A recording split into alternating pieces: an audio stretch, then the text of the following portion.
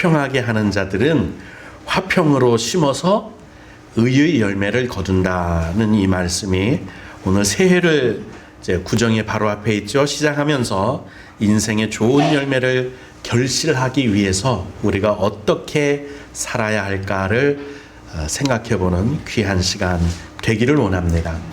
여러분, 인생의 좋은 열매를 맺으려면 어떻게 해야 할까? 쭉정이 인생이 돼서는 안 되겠죠. 또 열매랍시고 쭉정에 달고 있으면 결코 복된 인생은 아닐 겁니다. 그래서 바쁘지만 앞으로 가야 할 길도 바쁘겠지만 잠시 멈추어 서서 내가 살아온 지난 날을 한번 가만히 되돌아보는 시간을 가지면 좋겠습니다. 이대로 살아도 좋을까? 지금 하고 있는 이 일을 내가 이대로 계속 해도 좋을까? 무엇을 하면서 앞으로 살아야 할까? 나의 소원은 어디에다 둬야 할까? 이런 것들을 잠시 서서 생각해 보시면 더 유용한 삶, 더 효율적인 삶, 열매를 결실하되 쭉정이가 아니라 알곡으로 결실하는 귀한 삶을 살 수 있지 않을까 생각을 합니다. 올해 표가 이겁니다. 목표지요. 바로 하나님이 기뻐하는 소원을 갖고 행하자. 내 욕심, 내 탐욕을 가지고 그걸 앞장 세우고 살면 인생 망칩니다. 고통을 당할 수밖에 없어요. 하나님이 기뻐하는 게 있단 말이죠. 그럼 하나님이 기뻐하는 것에 초점을 맞추고 거기서 나의 소원을 찾는다면, 하나님이 나에게 그 소원을 내 마음속에 심어 넣어 준다면 그 소원을 따라 행하는 것은 행복하고 즐겁고 보람있고 결국은 마지막에 열매를 맺어도 참된 결실을 맺을 수 있을 겁니다. 그걸 의의 열매라고 오늘 본문 말씀에서 저는 찾아봅니다. 그래서 교회 오면 예배가 즐거워져야겠죠. 물론 예배가 즐거워지려면 성령께서 역사하셔야겠고 예배 유언들이 다 잘해야겠지만 각 개인마다 내가 마음의 문을 열고 전심으로 예배에 나 자신을 드리는 것이 매우 중요합니다. 내가 예배를 드리겠다는 마음이, 그 자세가 흔들리지 않고 찬송을 불러도 내 깊은 곳에서 진심이 우러나오는 찬송을 드려야 예배가 즐거워집니다. 뿐만입니까? 섬김으로 행복해지는 가정, 내 탐욕, 내 중심으로 자기 중심적으로 생각하고 가정을 생각한다면 우리 가족이 다 상처받을 수밖에 없어요. 아내를 중심으로, 아들을 중심으로, 딸을 중심으로, 부모님을 중심으로 내가 무엇을 해서 섬길 수 있을까를 생각한다면 가정은 행복해집니다. 이 가정이 행복해지면 그 부차적인 모든 영향, 모든 것들은 누가 누리게 될까요? 내가 누리게 됩니다. 우리 가정이 행복해지면 다른 사람들이 행복한 게 아니라 그 행복이 내 것이 되기 때문에 그 열매의 단맛은 결국 내 것이 됩니다. 그래서 행복한, 잠시 서서 행복한 삶을, 은혜로운 삶, 하나님 기뻐하는 삶을 살기 위해서 잠시 멈추어서 지난 날을 돌아보고 내가 앞으로 어디로 가야 할지, 무엇을 하면서 살아야 할지, 내 소원은 어디다 두어야 할지, 내 삶의 목표를 어떻게 세워야 할지, 하나님이 무엇을 기뻐하시는지 그것을 생각해보고 우리 2021년 시작하는 명절을 앞두고 한 번 더 숙고해보는 귀한 은혜의 삶이 되기를 주님의 이름으로 축복합니다. 성경을 기준으로 삼고 우리의 삶을 재단해야 되기 때문에 성경을 살펴봤습니다. 성경에서 크게 두 가지가 제 눈에 띄었습니다. 첫 번째, 창세기부터 요한계시록까지 끊임없이 주장되고 연결되는 것이 하나 있었는데 그건 관계였습니다. 하나님과의 관계가 멀어지면 죄다라고 말하고 있어요. 빗나간 화살이 죄라는 거예요. 목표에서 벗어난 것이 죄라는데 그게 알고 보니까 관계가 제대로 설정되지 않으면 죄라고 말하고 있습니다. 야, 관계구나. 이건 요한계시록까지 주님께서 관계를 회복하기 위해서 화목제물이 되어주셨고 속죄제물이 되어주셨죠. 이 관계가 회복되면 사망에서, 죄에서 건져 의롭게 되고 영생을 얻게 됩니다. 관계가 핵심이었어요. 두 번째는 죄인은 용납하시더라고요. 여러분, 죄를 지으면 우리 마음이 얼마나 아픕니까? 하나님이 우리를 버릴 것 같지요? 아니, 부모님도 내가 죄 지으면 나를 버릴 것 같아서 근심 걱정하는데 놀랍게도 죄인은 용납하시고 받아주십디다. 주님 오셔서 죄인은 친구로 오셨다고까지 말씀하십니다. 그런데 악인은 용납하지 않으셨어요. 죄인의 길에, 악인의 길에 서지 말라는 거예요. 악은 용납하지 않습니다. 여러분, 마음이 강팍해지지 않도록 조심하세요. 실수할 수 있어요. 허물이 있을 수 있어요. 죄를 지을 수는 있어요. 그러나 악해져서는 안 됩니다. 악해지면 하나님은 그건 용납을 안 하세요. 마음을 기경하십시오. 마음을 자꾸 갈아엎으세요. 하나님의 말씀으로 내 마음을 계속 부드럽게, 온유하게, 겸손하게 해야 합니다. 그래서 오늘은 이 두 가지 중에 관계에 대해서 살펴보므로 내가 어떻게 살아야지, 무엇을 향해 내 인생에 초점을 맞추고 바라보고 나아가야 할까, 어떻게 해야 은혜와 복을 받을까, 하나님의 사랑 가운데서 살 수 있을까, 형통할 수 있을까, 관계에서 살펴봅니다. 결론적으로 말하자면 하나님과 관계가 좋아야 돼요. 하나님과 관계가 좋아야 합니다. 그리고 다음으로 사람들과의 관계도 좋아야 합니다. 언뜻 생각할 때 예배만 잘 드리면 되지, 믿음만 좋으면 되지, 교회만 잘 다니면 되지, 하나님하고만 관계가 좋으면 되지, 사람 눈치 볼 거 있어? 하나님만 기쁘게 하시면 돼. 그렇게 생각하는데 성경은 그렇게만 말씀하고 있지 않아요. 하나님을 공경하라, 하나님을 이렇게 말씀하시면서 제4계명에는요 부모를 공경하라고 말씀하시고 있어요. 인간관계거든요. 그 뒤에 도적질하지 마라, 살인하지 마라. 결국 뭐하고 관련돼 있을 것 같아요?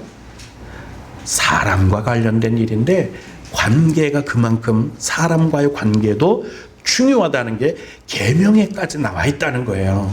그래서 하나님과 관계가 좋을 뿐만 아니라 사람과의 관계도 정말로 아름답고 좋게 이렇게 맺어질 수 있도록 이렇게 하는 것이 하나님이 기뻐하시는 좋은 열매를 맺게 되는 방법이고 비결이고 그렇다는 거예요.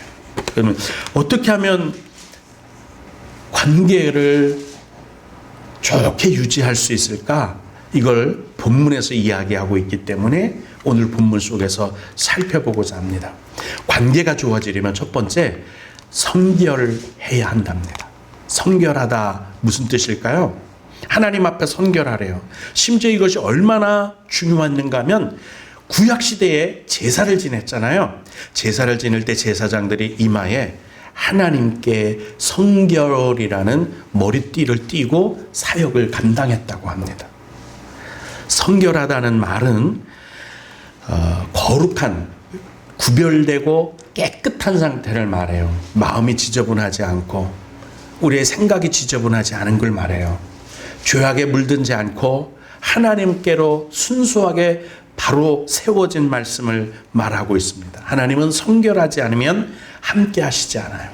우리가 죄악으로 더러워진 중에 성령님을 영접하려고 하면 성령께서는 오시지 않아요. 성령께서 오시기 위해서 먼저 말씀으로 우리가 회개하고 우리 마음을, 우리 생각을 깨끗이 회개하고 정결하게 해야 성령께서 오십니다.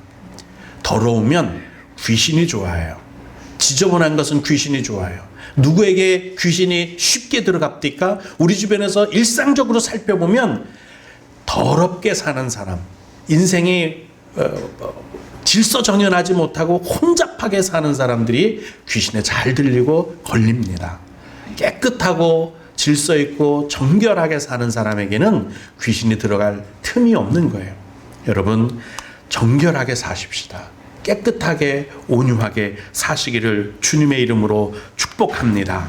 근데 이 성결함이 오늘 본문 17절에 보면 하나님 앞에만 성결하면 되는구나 생각되기 쉽지만 사람에게도 성결해라, 사람과의 관계도 성결해라, 그래야지 된다는 거예요. 성결하면 서로 신뢰가 가요. 성결하지 못하면 신뢰하지 못해서 의심이 생깁니다. 거리를 두게 되고 간격을 두게 되고 한 칸 쳐놓고 생각하게 되고 스스로 방어막을 치게 될 수밖에 없어요. 성결하게, 사람과의 관계에서도 성결하기를 주님의 이름으로 축복합니다. 두 번째는 화평의 관계를 맺어야 한다는 거예요. 화평하다는 거에 반대가 되는 게 뭘까 고민해 봤습니다. 윽박지르다는 게 아닐까요? 윽박지르면 협박이 되는 거죠. 그러면 화평의 관계가 깨져요. 국가 간에도 서로 긴장 관계가 될 때는 서로 윽박지르거나 협박하기 때문이에요. 우리나라가 긴장할 때가 언제요? 서울을 불바다로 만들어 버린다고 북한에서 말할 때. 그런 협박을 받으면 화평의 관계는 깨져요. 그렇지 않아요? 아무리 서로 친하게 지내려고 해도 위협을 당하면 화평의 관계는 깨집니다. 서로 좋은 관계를 유지할 수 없어요. 근데 저는 위협한다, 협박한다 그러면 이게 윽박지르는 것만, 위협하는 것만 생각을 해봤는데 가만히 일주일간 묵상하면서 그것 아니더라도 사람이 위협을 느끼는 게 몇 가지가 있더라고요. 이거는 뭐 내가 협박하지도 않았어, 나 윽박지르지도 않았어, 주먹 들고 휘두르지도 않았거든. 그럼 내가 뭐 어떻게 했다고? 그 사람 왜 그래? 왜 나하고 편안하게 못 지내는 거야? 이렇게 말하는데 뭔가 한 가지 잡힌 게 있었어요. 그건 뭐냐면 무뚝뚝해도 위협이 됩니다. 여러분, 남편과 아내 관계에 무뚝뚝해서는 안 돼요. 이게 위협이 됩니다. 이것만 뭐 내가 꼭 주먹을 들어야, 내가 의시하고 화를 내야, 목청을 높여야 위협이 되는 게 아니고 무뚝뚝하게 하면 친한 사이에 그것도 위협이 돼요. 같이 커피를 마시러 왔어요. 서너시 같이 집사님들 너댓이 모였는데 아무 소리도 안 하고 그러면은요, 저 사람 나한테 왜 저러지? 내가 뭐 잘못했나? 위협이 되는 거예요. 그러면 자꾸 눈치 살피게 되고 힘들게 돼요. 여러분, 무뚝뚝해도 위협이 되고 또 하나 무시를 해도 위협이 돼요. 그러면 안 돼요. 근데 그럴 마음이 없었는데 나 원래 무뚝뚝한 거 알잖아. 그러면 상대방은 저 사람이 내가 나한테 뭐가 불만이 있나? 내가 뭐 잘못했나? 위협이 되는 거예요. 항상 친절하고 상냥하게 대해줘야, 부드럽게 대해줘야 서로가 화평 관계를 유지할 수 있습니다. 오래전인데 세연순복음교회 제가 있을 때니까 20대 초반입니다. 부흥회를 하는데 부흥 강사가 오셨어요. 근데 저희 유황식 목사님 보신 분들은 보셨겠지만 얼마나 무뚝뚝한 양반인지 하루 종일 같이 앉아 있어서 두세 마디 하는 걸 보기가 어려워요.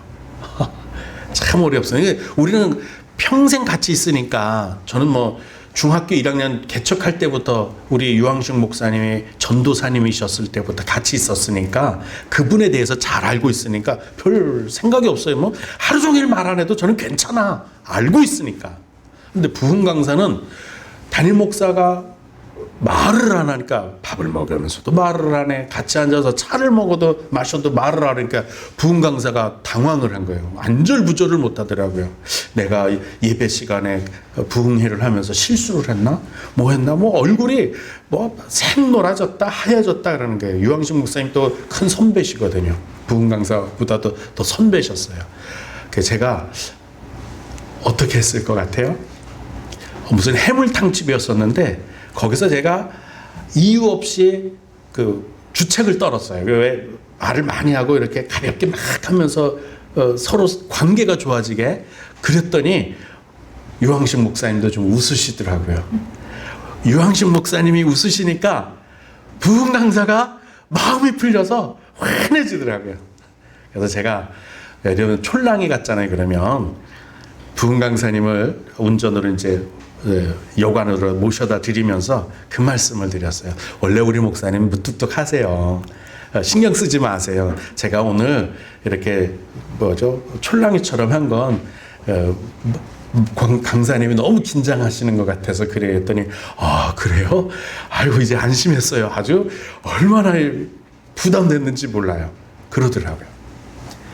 여러분, 상냥하시면 인심을 얻을 수 있어요. 부드러워야 돼요. 겸손해야 돼요. 무뚝뚝하지 마세요. 원래 나 이런 사람이야. 그러지 마세요. 자기 자신을 고치세요. 그냥 버럭버럭 화를 내지 마세요. 그냥 무시하지 마세요. 그것도 위협이 됩니다. 그러면 상대방은 마음이 무거워요. 그러면 인심이 안 가. 그러면 거리를 두게 돼. 화목하지를 못해. 그럼 행복이 없지요? 그게 누구에게 영향이 올 것 같아요? 결국은 나한테 영향이 와요. 그러면서도 상담 와서는 목사님, 강 집사님이 나한테 왜 그러는지 모르겠어요. 왜 나하고 친하려고 안 하는지 모르겠어요. 이 집사님은 왜 나를 피하는지 모르겠어요. 자기가 무뚝뚝한 건 생각지도 않고, 자기가 먼저 무심한 건 생각지도 않고, 상냥하고 부드러워야 합니다. 주님은 그걸 온유하고 겸손하다 그렇게 말씀을 합니다. 겸손하세요. 온유하세요. 그게 상냥한 거예요. 부드러운 거예요. 쉽게 말하자면 이것이 화평관계를 맺습니다. 혹시 누구누구와 나는 잘 대화가 안 되더라 그러면, 다른 사람들이 자꾸 나를 이해해 주지 못하더라 그러면 뒤돌아보세요. 나는 온유하지 않은 것 아니었을까? 겸손하지 않은 것 아니었을까? 상냥하거나 부드럽지 못하고 그렇지는 않았을까? 무뚝뚝했던 적 없었던가? 이런 걸 생각해 보시고 눈웃음이라도 왔어? 이렇게. 그렇게 하면 관계가 회복되고 화평해집니다. 이렇게 중간에 담이 없어지는 거겠죠? 마지막으로는 편벽과 거짓이 없어야 돼요. 물론 여러 가지 말씀이 오늘 있지요. 성결하라, 화평하라, 관용하라, 양순하라, 긍휼히 여겨라, 편벽됨과 거짓이 없어라 이렇게 말씀하시는데, 맨 마지막에 이거 한 가지 더 중요하다고 생각해서 이 말씀을 여러분과 저에게 들리기를 원합니다. 좋은 인간관계는 편벽이 없어요. 여러분, 숙제가 안 된 날은 학교 가기 싫었죠. 예전에 생각해 보세요. 숙제가 안 되면 아침에 일어나기도 싫어. 학교 가기는 더더욱 싫어. 오늘은 어떻게 아프다고 해서 학교를 빠져야 되나 어떡하나.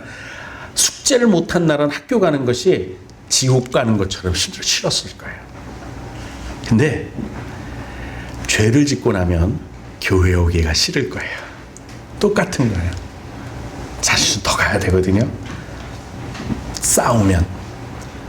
싸우고 나면 교회 가기 싫어요. 사이가 안 좋으면 교회 가기 싫어요. 숙제 안 하면 학교 가기 싫은 것처럼, 거짓과 편벽은 이런 것들로 사이를 멀어지게 하는 아주 독과 같아요. 여러분, 편벽이란 말은 외모로, 겉으로 사람을 판단하거나 취하지 않는다 그 뜻을 쉽게 말하면 그런 거예요. 편벽되지 않는다, 편애하지 않는다, 사람들을 편을 나눠놓고 생각하지 않는다, 벽창호처럼 생각하지 않는다고 생각하면 쉽게 될 거예요. 거짓은 자기 변명 이런 것들이죠. 자기 합리화 이런 것들로 상대방 앞에 자꾸 자신을 포장하는 걸 말해요. 그게 거짓이에요. 꼭 없는 말을 지어낸 걸 거짓, 이것만 거짓이 아니에요. 자기 합리화. 내가 늦고 싶어서 늦었나? 내가 원래 바쁜 사람인 거 알잖아. 내가 내가 원래 이러면서 자기 합리화를 하고, 미안한데 내가 원래 이건 이래서, 핑계를 뒤에 들여대면 이게 자기 합리화예요. 요즘도 텔레비전에 보면 뉴스 시간에 정치인들이 잘못하고 나면 사과를 먼저 이렇게 하고, 그런데요, 이래서 이럴 수밖에 없었다라고 말하면서 뒤에 자기 합리화하는 것을 봐요. 그 진짜 사과하는 게 아니에요. 진짜 사과는 핑계대지 않는 거예요. 누구 탓하지 않는 거예요. 내 잘못이다라고 순전하게 인정을 해야 진짜 사과가 돼요. 사과해놓고, 그런데요, 원래는 이래서 어쩔 수 없었어요. 이거는 거짓이에요. 자기 합리화예요. 외식하는 거예요, 그게. 주님은 외식하는 걸 매우 싫어하셨어요. 처음에 말씀드렸죠. 차라리 죄인은 받아주세요. 죄인은 용납해 주세요. 그리고 그를 고쳐주시려고, 바로 잡아주시려고 해요. 근데 악은 용납하지 않으세요. 편벽되고 거짓되고 자기 합리화하고 외식하고 자꾸 자기를 합리화하고 이러면 하나님은 그건 아무리 저건 설명해도 바꿀 의도가 없는 거예요. 자기 자신을 변화시킬 의도가 없는 거예요. 자기 합리화를 하니까 원래 미안해요. 그런데 사실은 이래서 저래서 그러면 안 바꾸겠다는 거잖아. 주님은 그런 건 절대로 싫어하십니다. 의식하지 말아야 합니다. 편벽되게 행하지 말아야 돼요. 모든 사람들을 다 품어 안을 수 있어야 합니다. 이것만 되면 하나님과의 관계가 좋아질 수 있어요. 그러면 복 받는 거예요. 하나님이 우리 가운데 기뻐하시는 뜻을 따라 소원을 주실 거예요. 그러면 그 소원이 이루어지면 복 받는 거죠. 인간관계도 그래요. 세상에 보면 많은 사람들이 자기 혼자 독불장군으로 성공한 사람, 유아독존이 어디 있습니까? 없어요. 인심을 얻어야 되고, 사람들이 모여야 되고, 돕는 사람들이 있어야 되고, 주변에 화평한 사람들이 많아야 돼요. 인간관계가 다 좋습니다. 다윗도 얼마나 성품이 좋았는지 500명이나 되는 불황자들이 다윗을 끝까지 따르더니 다윗이 왕이 됐어요. 하나님이 물론 세우셨지요. 그런데 그 인간관계를 보면 심지어 불황자들까지도 다윗의 호위 군대로 500명이나 따라다녔다는 것을 잊지 마셔야 돼요. 여러분, 사람과 화평하십시오. 하나님과 화평하십시오. 그러면 하나님의 은혜와 복을 누리게 될 줄로 믿습니다. 이제 설날이 내일 모레죠. 가정에서 내 인생을 한 번 더 우리 집에서 가만히 돌아보고 묵상하면서 2022년도 어떻게 하면 정말 아름다운 인생의 열매를 쭉정이가 아니라 알곡으로 결실할 수 있을까? 관계에서 찾으십시오. 관계에서 찾으셔서 관계가 올해는 정말 좋은 외부에서 상황에서 환경에서 찾지 마시고 바깥에서 찾지 말고 내 내면에서 내가 변화돼서 내가 새로워져서 내가 주님을 닮아서 은혜와 복을 받는 2022년도가 되기를 주님의 이름으로 축복합니다.